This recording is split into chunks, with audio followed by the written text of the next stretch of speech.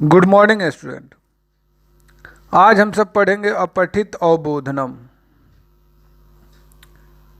अपठित अवबोधनम अर्थात अपठित गद्यांश।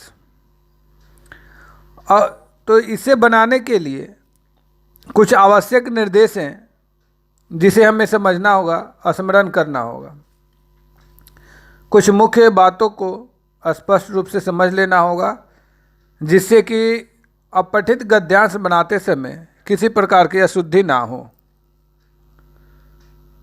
तो सबसे पहले अपठित अवबोधनम के अंतर्गत संस्कृत के अपठित गद्यांशों पर आधारित एक शब्द एवं एक वाक्य में प्रश्न व उपयुक्त शीर्षक पूछे जाते हैं।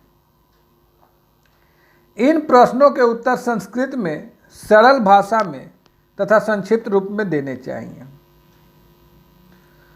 प्रश्नों के उत्तर लिखने से पहले अनुच्छेद को ध्यानपूर्वक पढ़ना चाहिए तथा इसका अर्थ समझने का प्रयास करना चाहिए। इसके एक पद वाले प्रश्नों के उत्तर एक पद में देने चाहिए तथा पूर्ण वाक्य वाले प्रश्नों के उत्तर पूर्ण वाक्य में देने चाहिए। शीर्षक का चयन अनुच्छेद को ठीक से पढ़कर ही करना चाहिए। प्रायः शीर्षक का संकेत अनुच्छेद के प्रारंभ, मध्य या अंत में दिया जाता है। रिक्त स्थानों की पूर्ति के लिए संबंधित वाक्य को पढ़कर उचित शब्द द्वारा रिक्त स्थान भरने चाहिए। गद्यांश में दिए अव्ययों और विभक्तियों को ध्यानपूर्वक पढ़कर उनका अर्थ करना चाहिए।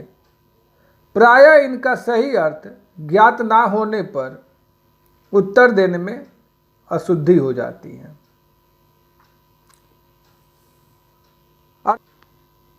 अर्थात जब हमें अपठित अवबोधनम को हल करना होता है तो उन्हें कुछ बातों पर ध्यान देना आवश्यक होता है। जैसे कि मैंने पहले ही बताया कि सर्वप्रथम दिए गए गद्यांश को कम से कम 2 या 3 बार पढ़ना चाहिए तथा उसका अनुवाद समझना चाहिए। शीर्षक लेखन के लिए पूरे गद्यांश को आधार बनाना चाहिए, ना किसी एक वाक्य को। किसी शब्द का अर्थ समझ में ना आने पर पूरे वाक्य को पढ़कर अर्थ करने का प्रयत्न करना चाहिए। अव्ययों और विभक्तियों का अर्थ भली भांति याद करना चाहिए, क्योंकि इनके अर्थ का पता ना होने से उत्तर प्रायः गलत हो जाते हैं।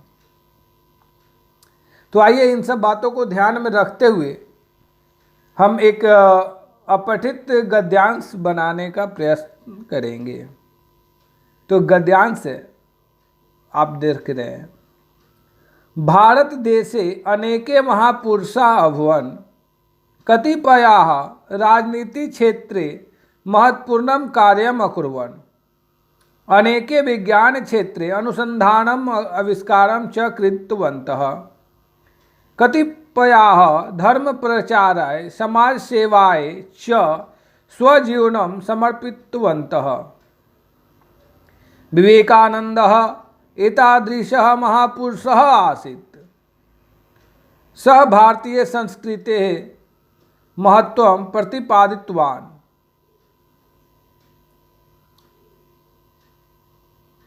ये था अपठित अवबोधनम। अब इस पे प्रश्न है, हम देखेंगे और उत्तर उसका लिखने का प्रयास करेंगे। एक पदेन उत्तरत् कुत्र अनेके महापुरुषाः अभवन्। तो हम देख रहे हैं कि अनेके महापुरुषा अभवन्, यह पहला वाक्य में है। इसके पहले भारत देशे है, तो हमारा उत्तर होगा भारत देशे। भारतीय संस्कृति महत्वम कह प्रतिपादितवान। तो ये हम देख रहे हैं कि गद्यांश के अंतिम 2 वाक्यों में इसका आंसर है विवेकानंदः एतादृशः महापुरुषः आसीत्, सः भारतीय संस्कृतेः महत्वम प्रतिपादितवान। तो यहाँ सह शब्द विवेकानंद के लिए प्रयुक्त किया गया है, तो यहाँ हम सह ना लिखकर विवेकानंदः लिखेंगे। अब है पूर्ण वाक्यन उत्तरत्। भारतस्य अनेके महापुरुषाः विज्ञान क्षेत्रे किं कृतवन्तः। तो ये वाक्य को हम गद्यांश में देखेंगे कि कहाँ पर है और उससे रिलेटेड संबंधित उत्तर क्या है। तो आप देख रहे हैं कि दूसरा ही वाक्य में दिया हुआ है कि भारतस्य अनेके महापुरुषाः विज्ञान क्षेत्रे अनुसंधानम आविष्कारम च कृतवन्तः। निर्देशानुसारम उत्तरत्। निर्देशानुसारम अर्थात जैसा निर्देश दिया गया है वैसा उत्तर लिखना है। पहला प्रश्न है कृतवन्तः इति पदे क धातु। कृतवंत में मूल रूप धातु का क्या है, तो क्री। उत्तर होगा क्री। कार्यम पदस्य विशेषण पदम किम अस्ति। कार्यम विशेष है, इसका विशेषण पद क्या है ये लिखना है। तो हमेशा विशेष के पहले वाले शब्द जो होते हैं वो विशेषण कहलाते हैं। तो यहाँ पे कार्यम का विशेषण है महत्वपूर्णम, तो उत्तर होगा महत्वपूर्णम।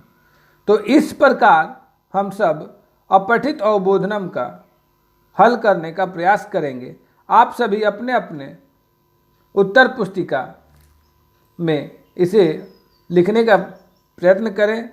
आपका कौमुदी संस्कृत व्याकरण पुस्तक से और भी अपठित गद्यांश हल करने का प्रयत्न करें। धन्यवाद।